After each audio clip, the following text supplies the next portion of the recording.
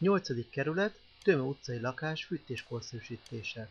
A lakás 35 négyzetméter, előzőleg egy darab Fég F850-es konvektor látta el a lakásnak a fűtését. A vevő kérésére Nika 6E típusú parapetes konvektoros fazán lett kialakítva.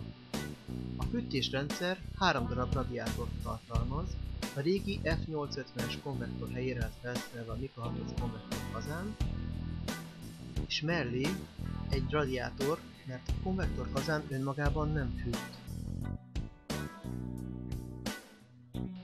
A rendszer 5 rétegű csőrendszerrel lett kialakítva,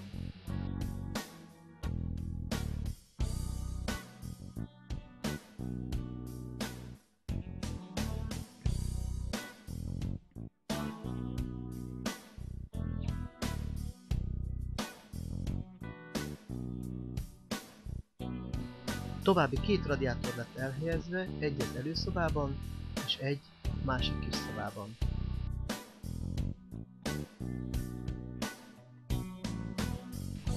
A kivitelezés 1 napot vett igénybe.